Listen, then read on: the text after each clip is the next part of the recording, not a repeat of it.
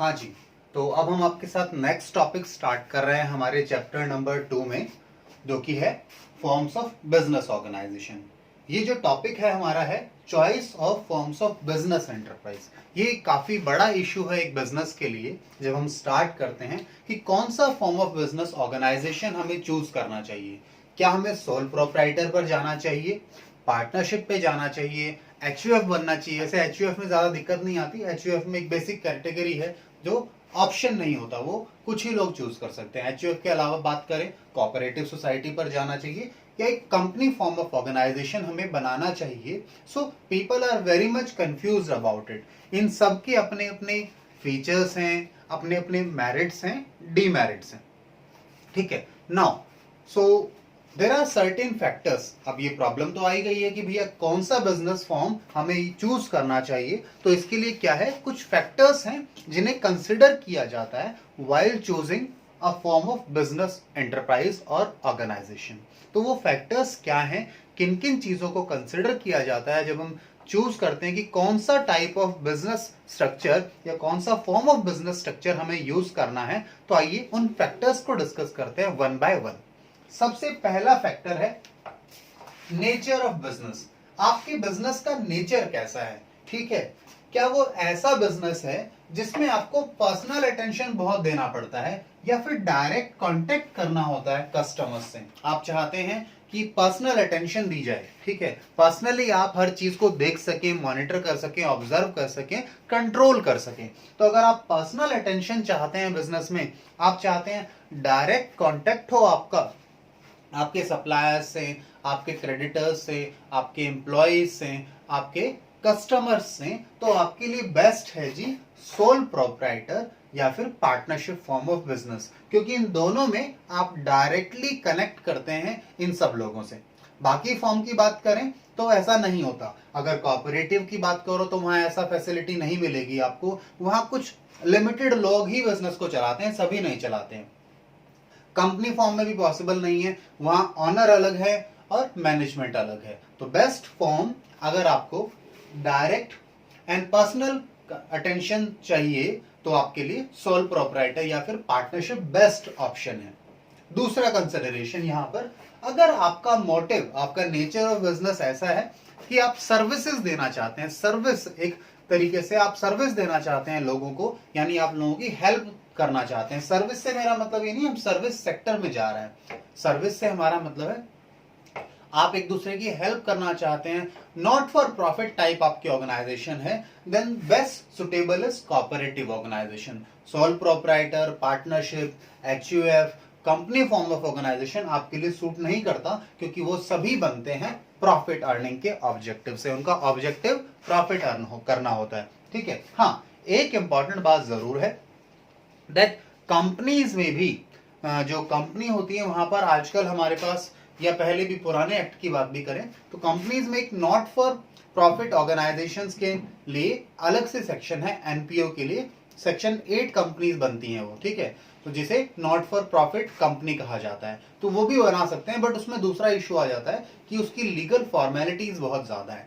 ठीक है, तो हम ज्यादा बेस्ट समझते हैं कि कोऑपरेटिव ऑर्गेनाइजेशन आप बना लीजिए, ज्यादा अच्छा होगा। Then if you require huge investment, heavy investments, अगर आपका बिजनेस ऐसा है जहां पे बहुत ज्यादा पैसा लगने वाला है, then you don't have any option other than the company. Company के अलावा आपके पास दूसरा ऑप्शन नहीं है अगर आपके बिजनेस में बहुत ज्यादा आपको इन्वेस्टमेंट्स की, बहुत ज्यादा फंड्स की, पैसे की जरूरत है। तो क्यों? क्योंकि प्रोप्राइटर की बात करो तो उसके पास भी फंड्स की लिमिटेशन होती है, पार्टनरशिप में भी लिमिटेशन है, कोऑपरेटिव वालों के पास तो वैसे ही पैसा नहीं होता, वो तो अपने एक दूसरे के बेनिफिट के लिए, फायदे के लिए आते हैं, एक दूसरे की हेल्प के लिए आते हैं। So best is company form of organisation अगर आपको ज्यादा फंड्स, इन्वेस्टमेंट चाहिए बिजनेस के अंदर। ठीक है, आइए दूसरा फैक्टर जो कि हम कंसिडर करते हैं जब एक बिजनेस को हम ओपन करने की बात करते हैं, जब हम बिजनेस चूज करने की बात करते हैं कि कौन सा बिजनेस स्ट्रक्चर हम चूज करेंगे, दैट इज कैपिटल कंसिडरेशन। वैसे कैपिटल कंसिडरेशन की बात हमने यहाँ ऊपर भी की जब हमने कहा कि इन्वेस्टमेंट ज्यादा चाहिए क्या। तो कैपिटल कंसिडरेशन की बात आती है तो मैंने कहा अगर आपको ज्यादा कैपिटल एम्प्लॉयड रिक्वायर्ड है, ज्यादा फाइनेंसेस की जरूरत है, ठीक है, आपका बिजनेस ऐसा है जहां पे कम पैसे से काम नहीं चलने वाला, काफी ज्यादा इन्वेस्टमेंट चाहिए, then the company form is best, ठीक है। अगर ज्यादा चाहिए, ज्यादा more amount of finance or capital is required, that company form of organization is best. Whereas if you require less amount of finance or capital, then you may go for sole proprietorship firms और partnership firms, ठीक है, आप इनके लिए भी जा सकते हैं। तो आप इसे लिख लीजिए एक बार, इसके बाद हमें अगले फैक्टर्स पर जाना है। स्पेस थोड़ा सा कम था, मैं इसे इरेज कर दूसरे फैक्टर्स को लिख देता हूं यहाँ पर वन बाय वन, आप इसे नोट डाउन कर लीजिए।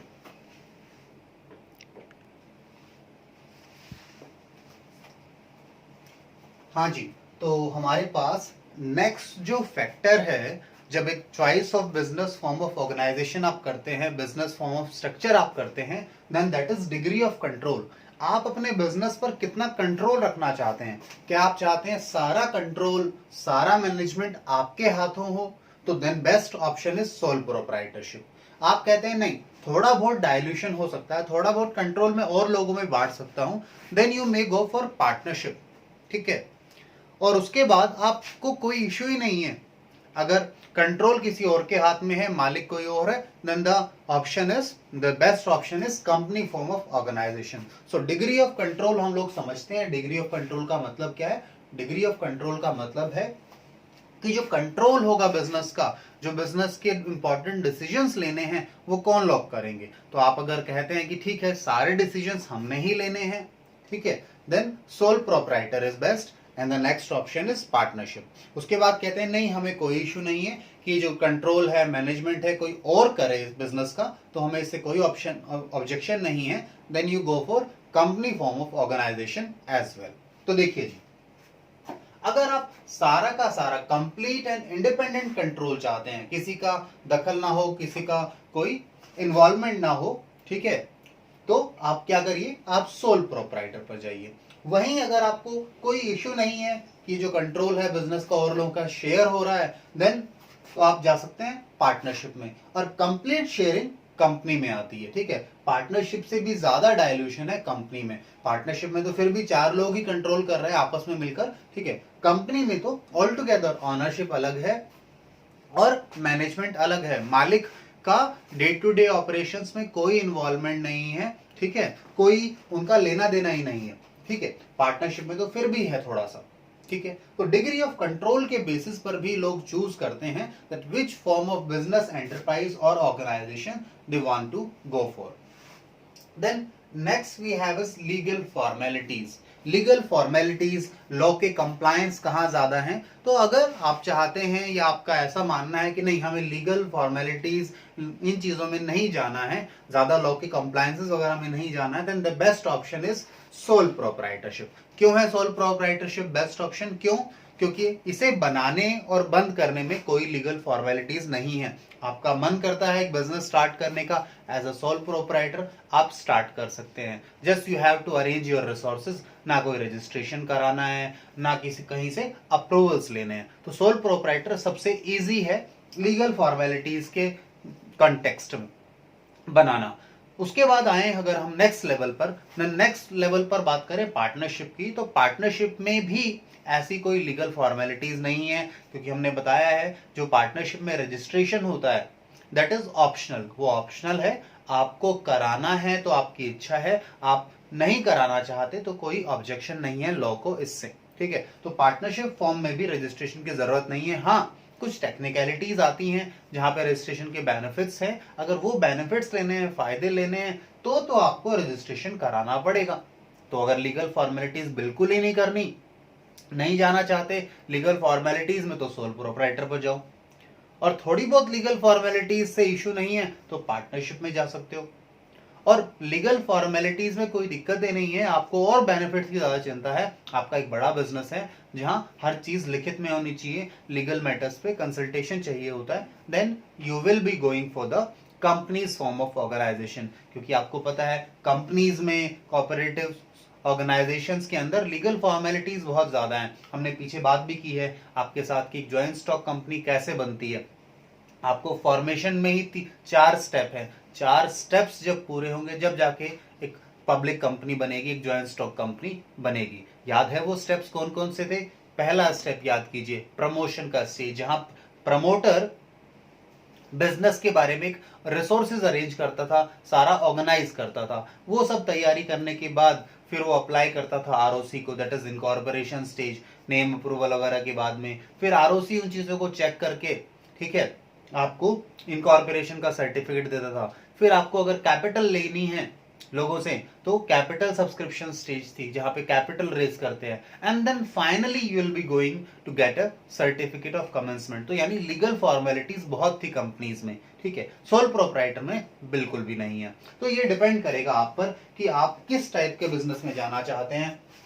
आप कहते हैं लीगल फॉर्मेलिटीज नहीं चाहिए, गो फॉर सोल प्रोप्राइटरशिप और पार्टनरशिप फॉर्म ऑफ बिजनेस। आप कहते हैं नहीं, लीगल फॉर्मेलिटीज से कोई दिक्कत नहीं है आपको, तो आप कोऑपरेटिव फॉर्म ऑफ ऑर्गेनाइजेशन में जा सकते हैं, कंपनीज फॉर्म ऑफ ऑर्गेनाइजेशन में जा सकते हैं। देखो लीगल फॉर्मेलिटीज होने के देखो फायदे तो होते हैं, आपको पता है। तो अगर आपको लगता है नहीं हमारे ऊपर तो इस तरह की कोई इश्यू नहीं है, हमने कोई इतना बड़ा काम ही नहीं करना है, इतना बड़ा बिजनेस ही नहीं करना है, then you may go for sole proprietor, ठीक है। तो ऐसा नहीं है लीगल फॉर्मेलिटी से हर इंडिविजुअल बचना चाहता है, हर टाइप ऑफ बिजनेस बचना चाहता है, ऐसा नहीं है। कुछ लोगों को इसकी जरूरत होती है, इसीलिए तो इस टाइप के स्ट्रक्चर बने हैं। चलिए, तो ये 2 हमने फॉर्मेलिटीज और कर ली आपके साथ, पहले 2 पिछले भी कर लिए, 4 फैक्टर्स कर लिए हमने आपके साथ। तो 4th के बाद नेक्स्ट चलेंगे हम लोग, इसे आप लिख लीजिए, मैं इरेज करके नेक्स्ट पॉइंट्स पर चलता हूं।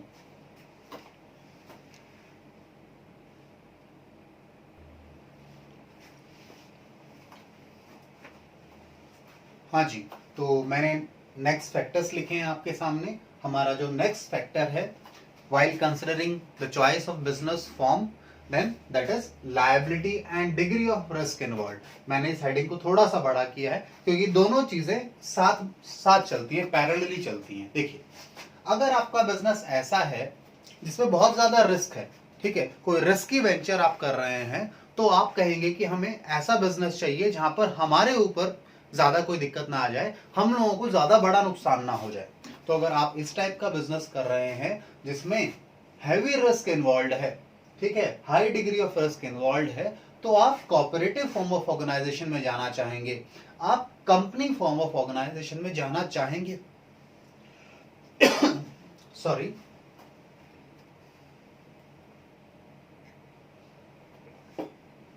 अच्छा, अब हम कोऑपरेटिव फॉर्म या कंपनी फॉर्म में क्यों जाना चाहेंगे अगर एक बिजनेस ऐसा है जिसमें रिस्क बहुत ज्यादा है? क्यों? क्योंकि यहां पर लायबिलिटी जो है ना वो है लिमिटेड।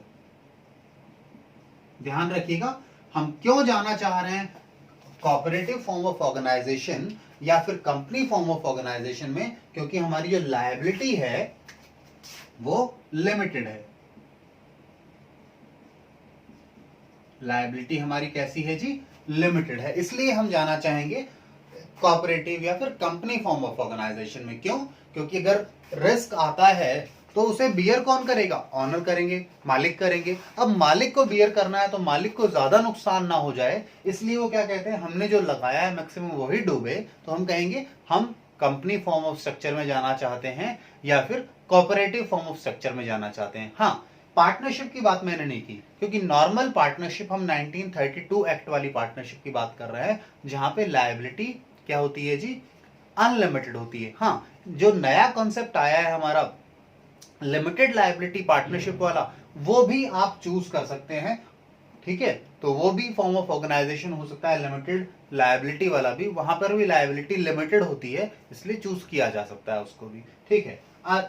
अगला देखिए, अगर रिस्क जो है, बिजनेस जो वेंचर आपने किया है, बिजनेस स्टार्ट जो किया है, उसमें रिस्क कम है, या जो आपने बिजनेस स्टार्ट करना है उसमें रिस्क आपको लगता है कम है, तो आप सोल प्रोप्राइटरशिप या फिर पार्टनरशिप फॉर्म ऑफ बिजनेस भी स्टार्ट कर सकते हैं। क्योंकि रिस्क कम है तो लायबिलिटी वगैरह वाला इशू इतना बड़ा नहीं होगा, कि आप अनलिमिटेड लायबिलिटी वाले कॉन्सेप्ट के साथ भी चल सकते हैं, क्योंकि ज्यादा रिस्क नहीं है इसमें, इस तरह का कोई खतरा ही नहीं है, तो आप जा सकते हैं इसमें, ठीक है। बट ध्यान रखिएगा, इस वाले में हम सोल प्रोप्राइटर, हाई रिस्क में सोल प्रोप्राइटर के साथ या फिर पार्टनरशिप फॉर्म ऑफ बिजनेस के साथ क्यों नहीं जा रहे थे? क्योंकि यहां पर इन दोनों में लायबिलिटी क्या है जी? लायबिलिटी है अनलिमिटेड, ठीक है, तो दोनों पैरेलल चलेंगे।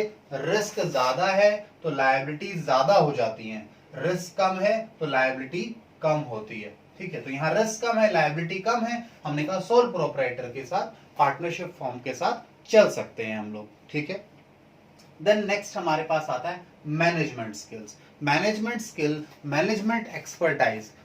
हम सब जानते हैं कि बिजनेस करना अलग चीज है, उसे मैनेज करना अलग चीज है। हर इंडिविजुअल हर एरिया में एक्सपर्टाइज नहीं रख सकता। ठीक है, आप हो सकता है आप सेल्स में बहुत अच्छे हैं, आप हो सकता है अकाउंटिंग में अच्छे ना हो।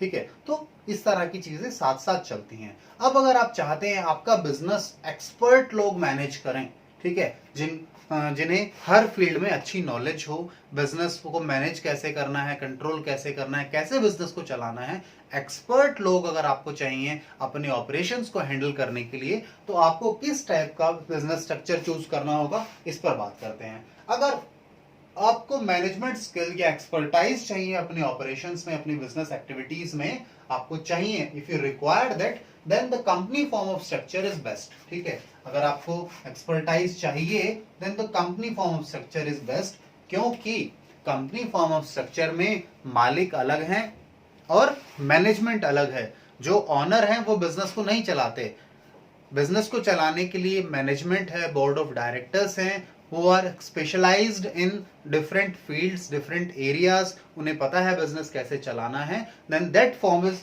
suitable for you। हाँ, दूसरी बात, आप कहते हैं नहीं हमें ज्यादा एक्सपर्टाइज नहीं चाहिए, ज्यादा मैनेजमेंट स्किल, मैनेजरियल स्किल्स नहीं चाहिए, तो आप सोल प्रोपराइटर पे भी जा सकते हैं, क्योंकि वहां सारा काम आपने खुद करना है। आप पार्टनरशिप फॉर्म ऑफ बिजनेस में भी जा सकते हैं, वो थोड़ा वहां पर फिर भी आपको स्किल ज्यादा मिल जाएंगे, क्योंकि जो लोग मैनेज करेंगे वो ज्यादा होंगे। बट कंपैरेटिवली जीरो स्किल्स चाहिए या कम स्किल्स में काम चलेगा तो सोल प्रोपराइटर, थोड़ी और ज्यादा स्किल्स चाहिए तो पार्टनरशिप, और आप चाहते हैं बहुत अच्छे से ही मैनेज हो, then you will be going for the company form of organisation. अगर बात करना चाहें कोऑपरेटिव की, तो कोऑपरेटिव में भी देखो अभी जो मेंबर्स हैं उन्हीं में से लोग मैनेज करते हैं, तो वहां भी बात सोल प्रोपराइटर या आप कह सकते हैं पार्टनरशिप जैसे ही होगी। जो कंपनी फॉर्म ऑफ स्ट्रक्चर है इसमें मैनेजमेंट ऑल टुगेदर अलग है, एक्सपर्ट लोग संभालते हैं, वो बात नहीं आती। ठीक है, तो हमारे पास ये 6 पॉइंट्स हो गए फैक्टर्स में जो कि इंपॉर्टेंट हैं, जो ध्यान में रखे जाते हैं जब एक कंपनी फॉर्म ऑफ एक बिजनेस फॉर्म ऑफ ऑर्गेनाइजेशन बनाया जाता है। आइए इन्हें अब मैं इरेज करूंगा, आप नोट डाउन कर लीजिए, फिर हम चल रहे हैं आगे। हमारे पास अभी 2 पॉइंट और बचे हुए हैं, एक तो बचा हुआ है flexibility of operations and another is continuity. ठीक है, चलिए इन्हें आप लिख लीजिए एक बार।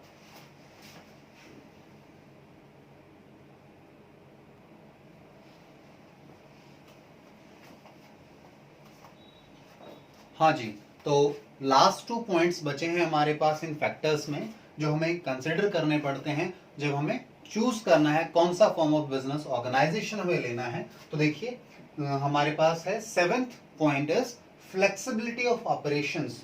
आप चाहते हैं अगर कि जो ऑपरेशंस हो बिजनेस के वो फ्लेक्सिबली मैनेज किए जा सकें, यानी आपके अकॉर्डिंगली आप जैसे चाहते हैं उन्हें मैनेज कर सकें, तो आपके लिए कौन सा फॉर्म ऑफ बिजनेस ऑर्गेनाइजेशन अच्छा होगा।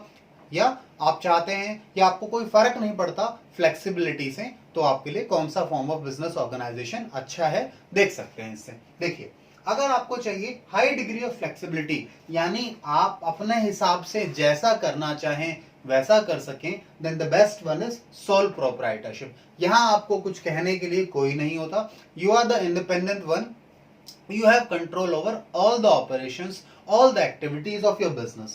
ठीक है, आपको जब आना है अपनी दुकान पर, अपने बिजनेस में आइए, जब जाना है चले जाइए, बिजनेस आज बंद रखना है, ऑफ रखना है, आप ऑफ रख सकते हैं। ठीक है, यानी सारी चीजें आपके कंट्रोल में हैं, आपके हैंड में हैं, आपको जो डिसीजन लेना है, जैसे लेना है आप ले सकते हैं। Means high degree of flexibility is available in sole proprietorship form of type of business. ठीक है, then moderate level. Moderate level यानी ना तो बिल्कुल जीरो लेवल की फ्लेक्सिबिलिटी, ना ही हायर लेवल की फ्लेक्सिबिलिटी, बीच में आए तो मॉडरेट लेवल आता है। यानी थोड़ी बहुत फ्लेक्सिबिलिटी तो आए, ठीक है, ज्यादा फ्लेक्सिबिलिटी नहीं आएगी क्योंकि आपके पास मॉडरेट में आप पार्टनरशिप पर जा सकते हैं। अब पार्टनरशिप को मॉडरेट लेवल ऑफ फ्लेक्सिबिलिटी में क्यों लेकर आएंगे? क्यों? यहां पर कंट्रोल और मैनेजमेंट आपके अकेले हाथ में नहीं है, you have other partners as well, जिनसे आपको कंसल्ट करना पड़ेगा, जिनकी बात आपको माननी पड़ेगी। ठीक है, पर मेजोरिटी कुछ कंट्रोल तो होता है, कुछ फ्लेक्सिबिलिटी तो आपके पास होती है। ठीक है, जो आप डिसीजंस ले सकते हैं थोड़े बहुत तो। ठीक है, इन कंसल्टेशन। ठीक है, चलिए, तो मॉडरेट लेवल आपके पास यहां हो गया, क्योंकि यहां पर किसी पार्टनर का एडमिशन करना है तो सभी पार्टनर्स की परमिशन चाहिए रिमेनिंग की। कोई पार्टनर रिटायर हो रहा है तो वो बताकर जा रहा है सबको। ठीक है, कोई डिसीजन लेना है, कोई अपॉइंटमेंट हो रहा है तो कंसल्टेशन चाहिए पार्टनर्स की। But compare to sole proprietorship, जहां पे हाई लेवल ऑफ फ्लेक्सिबिलिटी था, पार्टनरशिप में लो लेवल ऑफ फ्लेक्सिबिलिटी आता है। अब बात करते हैं जीरो लेवल ऑफ फ्लेक्सिबिलिटी और very low level of flexibility की, क्योंकि वो आएगी आपकी कंपनी फॉर्म स्ट्रक्चर में। क्योंकि कंपनी में मैनेजमेंट अलग है, ऑनर अलग है, डिसीजंस जो है वो हायरार्की लेवल से लिए जाते हैं। टॉप लेवल आपको बताएगा कुछ करने के लिए, then ultimately you will be doing it. आपको कोई काम करना है, then you have to take permissions and approvals from number of people in your hierarchy. ठीक है, तब जाके आपको डिसीजन ले सकते हैं। तो फ्लेक्सिबिलिटी, आप अपने हिसाब से काम करना चाहते हैं, नहीं कर सकते कंपनी में। You have to go by the guidelines, the policies and plans of the company. तो कंपनी के हिसाब से आपको काम करना होगा, तो फ्लेक्सिबिलिटी कम हो जाएगी हमारी यहां पर कंपनी में। तो आई होप आपको समझ में आया। फ्लेक्सिबिलिटी के हिसाब से देखें तो सबसे ज्यादा फ्लेक्सिबिलिटी आपको सोल प्रोप्राइटरशिप में मिलती है, then it goes decreasing. Next हमारे पास पार्टनरशिप में है। ठीक है, और लास्ट है कंपनी फॉर्म ऑफ स्ट्रक्चर में, जहां पे बहुत कम फ्लेक्सिबिलिटी है, लो लेवल ऑफ फ्लेक्सिबिलिटी है। ठीक है, इसके बाद देखें अगर हम, तो नेक्स्ट हमारे पास है कंटिन्यूटी की बात आती है। कंटिन्यूटी की बात करें अगर हम लोग, तो आपका जो इंपॉर्टेंट फैक्टर है हमारे लिए इन वाइल कंसिडरिंग कि कौन सा फॉर्म ऑफ बिजनेस ऑर्गेनाइजेशन हमें स्टार्ट करना है या बनाना है। ठीक है, तो देखिए, अगर आपको लगता है कि आपने लॉन्ग टर्म के लिए बिजनेस प्लान नहीं है अभी आपका, अभी आपने एक बिजनेस स्टार्ट किया, आपको नहीं पता कितने दिन चलने वाला है, ठीक है, कैसे रिएक्ट करेगी मार्केट, ठीक है, कस्टमर किस तरीके से रिएक्ट करेंगे, तो ये सारी चीजें अभी आपको आइडिया नहीं है, इनिशियल स्टेज में है। ठीक है, यानी आपका जो बिजनेस है वो एडहॉक है, टेम्परेरी नेचर का है। ठीक है, then the best one is sole proprietorship या पार्टनरशिप, आप स्टार्ट कर लीजिए। ठीक है, आपको लगता है नहीं हमें लॉन्ग टर्म के लिए काम करना है, ठीक है जी, और आपको लगता है कि हमें परमानेंट नेचर का बिजनेस बनाना है, जो कि हम रहें या ना रहें। ठीक है, आपको पता है कंपनी फॉर्म स्ट्रक्चर में ऑनर रहे ना रहे बिजनेस चलता रहता है, बिकॉज मैनेजमेंट इज डिफरेंट। ठीक है, लोग मैनेज अलग कर रहे हैं इसको। ठीक है, प्लस आपके बाद और कोई जिसके पास शेयर होगी वो लोग इसे कंट्रोल करेंगे। ठीक है, तो कंटिन्यूटी की बात करें, परमानेंट नेचर का लॉन्ग टर्म का बिजनेस करना है, then the sole proprietorship is best. आपको टेम्पररी नेचर का है या एडहॉक नेचर का बिजनेस है, देन वी हैव इज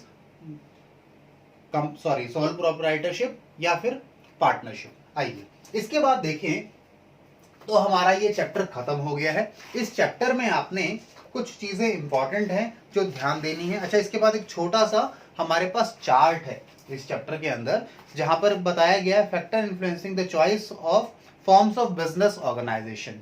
सबसे पहले फैक्टर दिया है इन्होंने, फिर उसके मोस्ट एडवांटेजियस कौन सा स्ट्रक्चर होगा और लीस्ट एडवांटेजियस कौन सा होगा। आप देखिए, बात करें कैपिटल की, कैपिटल में सबसे ज्यादा फायदा किसमें है? सबसे ज्यादा फायदा आपको है कंपनी में।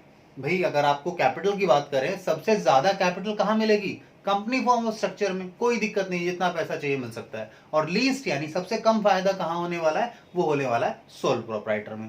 Then cost and ease of formation, जो फॉर्मेशन में लागत लगेगी, जो बनाने में जो कॉस्ट आने वाली है, जो बनाना है वो सबसे इजी कहां पर है? सबसे इजी है सोल प्रोप्राइटर में। और सबसे ज्यादा मुश्किल या लीस्ट एडवांटेजियस कहां है? कंपनी फॉर्म में है, क्योंकि फॉर्मेलिटीज बहुत ज्यादा है वहां पर, लीगल फॉर्मेलिटीज हैं, कंप्लायंस है। मैनेजरियल स्किल्स, आपको मैनेजरियल स्किल्स चाहिए अच्छी, तो सबसे अच्छा ऑप्शन कौन सा है आपके पास? कंपनी फॉर्म ऑफ ऑर्गेनाइजेशन है। आपको मैनेजरियल स्किल लीस्ट पे जाएं तो सोल प्रोप्राइटर पर जाएंगे। देन रेगुलेशंस की बात करें, कंप्लायंस की बात करें, लीगल मैटर्स की बात करें, तो सबसे ज्यादा लीगैलिटीज, ठीक है, हमारी कहां पर है? कंपनी में है तो वो लीस्ट एडवांटेजियस हो जाएगा। एंड मोस्ट एडवांटेजियस हमारे पास कौन सा होगा, जहां पे लीगल कंप्लायंस कम है, लीगल ऑब्लिगेशंस, लीगल रिस्पॉन्सिबिलिटीज कम है, तो वो हमारे लिए आएगा कौन सा जी, company form of structure. Sorry मैंने गलत तो नहीं बोला, मैंने दूसरे के साथ रिलेट कर दिया शायद, ठीक है सॉरी, मैं दोबारा बोल देता हूँ इस चीज को। अगर आपको रेगुलेशंस वगैरह को ज्यादा फॉलो करने की बात करें तो सबसे ज्यादा रेगुलेशंस कंपनी में है, और सबसे कम रेगुलेशंस सबसे कम कंप्लायंस जो है वो सोल प्रोप्राइटर में है। आई थिंक मैंने शायद कुछ मिस्टेक की थी पीछे, ठीक है। आइए देन आते हैं फ्लेक्सिबिलिटी पर। सबसे ज्यादा फ्लेक्सिबिलिटी कहाँ है, सोल प्रोप्राइटर में। तो मोस्ट एडवांटेजियस हो गया आपके लिए, देखो सोल प्रोप्राइटर लिखा है इन्होंने, मोस्ट एडवांटेजियस हो गया, जैसे चाहते हैं जब चाहते हैं अपना काम कर सकते हैं, जो डिसीजन लेना चाहते हैं क्विकली ले सकते हैं। एंड लीस्ट एडवांटेजियस कौन सा हो जाएगा, लीस्ट एडवांटेजियस हो जाएगा हमारे पास, बताइए, कंपनी फॉर्म ऑफ स्ट्रक्चर, ठीक है। इसके बाद है कंटिन्यूटी की बात करें, अगर कंटिन्यूटी में देखें बेस्ट हमारे पास कंपनी फॉर्म ऑफ स्ट्रक्चर है, ठीक है। और लीस्ट एडवांटेजियस यानी जो फ्लेक्स कंटिन्यूटी जिसमें ना के बराबर होगी या पता नहीं कितना दिन चलने वाला है, वो है सोल प्रोप्राइटरशिप, ठीक है। देन आती है लायबिलिटी की बात। लायबिलिटी में बात करें तो एडवांटेजियस यानी फायदा किसमें है, फायदा उसमें होगा जिसमें लायबिलिटी आपकी कम होगी, तो वो है कंपनी। और जिसमें लायबिलिटी सबसे ज्यादा होगी उसमें हमें फायदा कम है, लीस्ट एडवांटेजियस होगा, और वो होगा सोल प्रोप्राइटरशिप। तो एक बेसिक चार्ट इन्होंने दिया हुआ था, इस चार्ट को मैंने आपको एक्सप्लेन कर दिया, ठीक है, एक टेबल दिया हुआ था। इसके बाद आपने क्या करना है, आपने इसके सारे क्वेश्चंस को अटेम्प्ट करना है one by one. Multiple choice questions भी हैं हमारे पास, वो आपकी कॉन्सेप्चुअल क्लैरिटी को दिखाएंगे, आपको समझाएंगे, ठीक है, उन्हें आपने अटेम्प्ट करना है। और उसके बाद आपने थ्योरी क्वेश्चंस भी हैं आपके पास, केस स्टडीज है, बहुत इंपॉर्टेंट है केस स्टडीज हमारे इस चैप्टर में, तो आपने वन बाय वन सारी केस स्टडीज करनी है। कोई डाउट आए, कोई प्रॉब्लम आए तो आप मुझे बता सकते हैं। अच्छा, इसके अलावा हम नेक्स्ट चैप्टर शुरू करेंगे आपके साथ नेक्स्ट क्लास में, ठीक है। हमें नेक्स्ट चैप्टर शुरू करना है, और नेक्स्ट चैप्टर शुरू करने से पहले मुझे कुछ इंपॉर्टेंट बातें बतानी है नेक्स्ट चैप्टर के बारे में आप लोगों को, ठीक है। हमारा नेक्स्ट चैप्टर जो है वो है private, public and global enterprises. तो आप नेक्स्ट क्लास में इसे एक बार रीड कर आइएगा, पढ़कर आइएगा, ताकि हम अगले चैप्टर को स्मूथली आपके साथ कर सकें, ठीक है। और ध्यान रहिएगा, केस स्टडीज आप लोगों ने अच्छे से अटेम्प्ट करनी है। अगर केस स्टडीज अच्छे से अटेम्प्ट नहीं करेंगे तो प्रॉब्लम आएगी क्लास 12th में। बिल्कुल केस स्टडी बेस्ड क्वेश्चंस आते हैं हमारे, ठीक है। सिंपल डायरेक्ट क्वेश्चंस बहुत कम आते हैं, ना के बराबर मान के चलिए आप तो आपने केस स्टडीज को अच्छे से करना है, मल्टीपल चॉइस क्वेश्चंस को अच्छे से करना है, ताकि कॉन्सेप्चुअल क्लैरिटी बन जाए, ठीक है। और रीडिंग स्किल्स को डेवलप कीजिए, जितना अच्छे से रीड करेंगे बुक को, जितना ज्यादा रीड करेंगे उतना ज्यादा आपको बेनिफिट मिलेगा। चलिए, थैंक यू फॉर टुडे, मिलते हैं नेक्स्ट क्लास में आपसे।